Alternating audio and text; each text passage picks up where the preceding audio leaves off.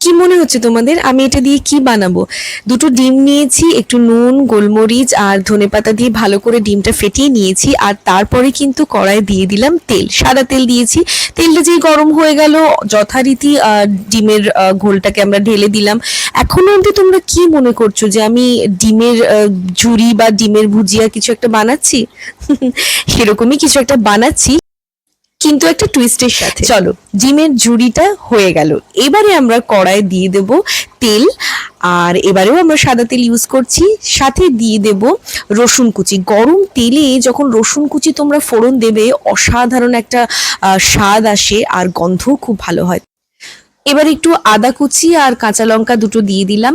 এবার একটু নাড়াচাড়া করে ভাজা ভাজা হয়ে গেলে রসুনটা, একটু জিরে মানে গোটা জিরে আর দুটো শুকনো লঙ্কা দিয়ে এইবারে আমরা ঢেলে দেব হচ্ছে শিম। হ্যাঁ, আজকে শিম আর ডিমে মিলে একটা দারুণ রেসিপি বানাচ্ছি, খুবই ইজি কিন্তু দারুণ টেস্টি খেতে। চলো, শিমটা কিন্তু এইভাবে ছোট ছোট সরু সরু লম্বা লম্বা করে কেটে নিও। তারপরে এই ফোড়নটার সাথে শিমটাকে ভালো করে নাড়িয়ে চাড়িয়ে হাই ফ্লেমে রান্না করব আমরা। এবার আমরা দিয়ে দেব একটুখানি নুন, আর তারপরে আবার নাড়াচাড়া করতেই থাকবো। দেখো এখানে এবি কত কায়দা করে নাড়াচাড়া করছে, আমরা একটা ওকে রান্না করছি তাই এই সুবিধাটা রয়েছে। এবার দেখো আমরা দিয়ে দিলাম হচ্ছে এখানে পেঁয়াজ কুচি। পেঁয়াজ কুচিটা একটু ভাজা ভাজা হতেই গুঁড়ো মশলাগুলো দিয়ে দেব, হলুদ গুঁড়ো, জিরে, ধনে, লঙ্কা গুঁড়ো, কাশ্মীরি লঙ্কা গুঁড়ো আর সাথে একটু চিকেন মশলা। এইটা দিয়ে আমরা ভালো করে নাড়াবো। আর এইটা নাড়াতে নাড়াতেই কিন্তু শিম দিয়ে যে জলটা বেরোবে, সেই জলেই মশলাটা সুন্দর করে কষে যাবে। তো চলো, আমরা এখন মিডিয়াম ফ্লেমে ভালো করে রান্নাটা করে নিলাম, তোমরা দেখতেই পাচ্ছ।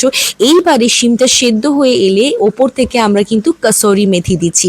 কাসুরি মেথির ফ্লেভার কিন্তু আমাদের আবার খুব ভালো লাগে।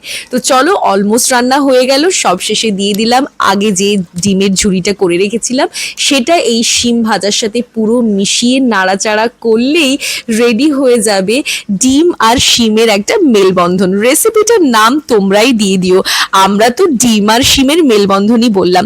তো চলো, কত সুন্দর একটা ডিনার আমাদের রেডি হয়ে গেল। গরম গরম রুটি, পরোটা, লুচির সাথে দারুণ লাগবে। ভাত দিয়েও খেতে পারো, তখন হয়তো সাথে একটু ডাল বা একটু ঝোল জাতীয় কিছু লাগতে পারে। অসাধারণ খেতে হয়েছিল। একটু ধনেপাতার ছোঁয়া না দিলে কি কোনো রান্না সম্পূর্ণ হয় বলো, তাও আবার শীতকালে। তো চলো, আমরা ডিনার এনজয় করি। দেখা হচ্ছে পরের ভিডিও।